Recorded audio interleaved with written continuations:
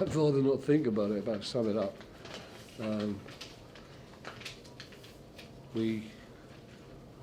We came here thinking and believing that we could give Newcastle a good game and maybe even make life a little bit difficult for them, but we fell woefully short in that department. I thought our first half was really nowhere near what we've been able to do up to now, and what I thought we would still do, despite the fact that this is a tough ask against such a good team, because they are a hard team to defend against.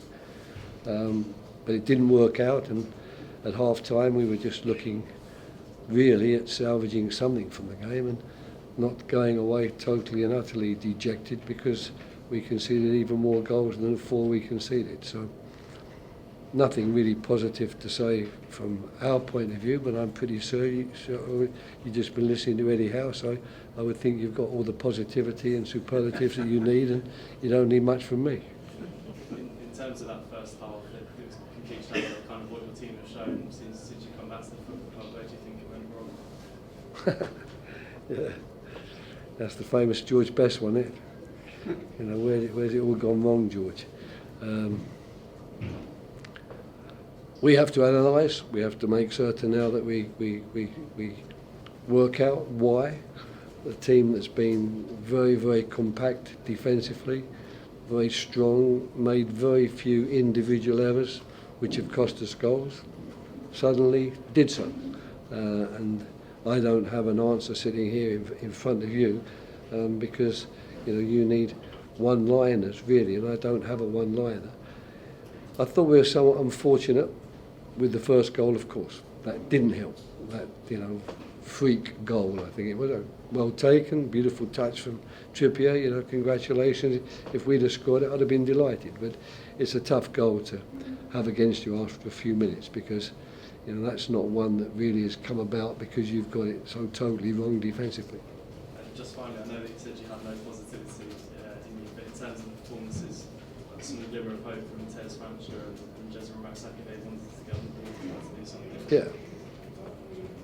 I never judge players when a game's over. The game was over at half time. It's a wonderful time to come on. So pleased for them. They've got a bit of football handy, but if I was them and you're going to start writing how good they were in that 15-20 minutes, I'd advise them not to read the newspapers. Any other questions? I was just looking to ask for your tribute to Bobby Charlton. Yeah. Well, it's just really sad news, isn't it? I suppose we have realised that Bobby hasn't been well for a while. I was lucky enough to spend a reasonable amount of time in his company during a period of years, both with UEFA before coming back to the England job, and then of course with England when I made regular visits to Manchester United. So I did get to know he and Norma reasonably well, and my thoughts really are with Norma and the family tonight. And I think the world of football will grieve Bobby Charlton and lift him on the pedestal that he really deserves to be lifted to. But it must be very tough because Bob and Norma is a closely knit family, that, as I always thought anyway. I'm not a close personal family friend, but I always got the feeling that Bobby was a good family man and they were close, he and his wife, and it's hard then, I think, to lose someone, even though maybe for a period of time she's realised that Bob was suffering from an illness. But I'm pretty sure he'll get all the tributes that he really deserves, and there's a lot better people than me to pay tribute to him, because I was lucky enough to meet him and become acquainted with him. But it's the people really who played with him, worked with him, who knew him intimately.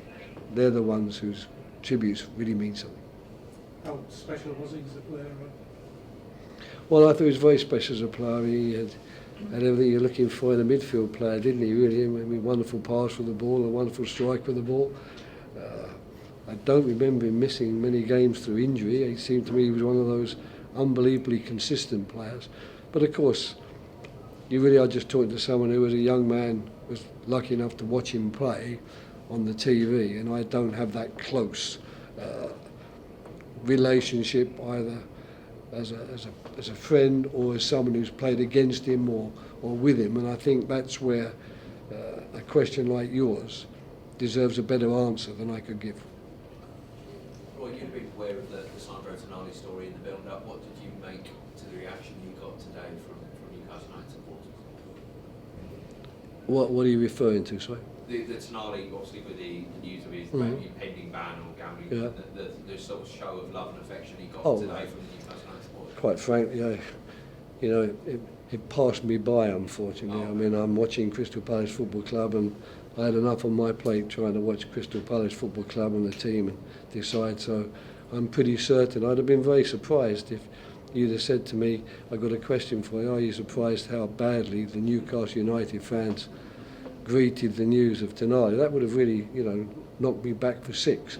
But I've not been caught up in the story, and it's one of those stories, unfortunately, that is a modern day story, isn't it? I don't remember really before a few years ago, and of course the big one with Ivan Toney, situations occurring where players are facing unbelievably lengthy bans because they've been betting on football matches.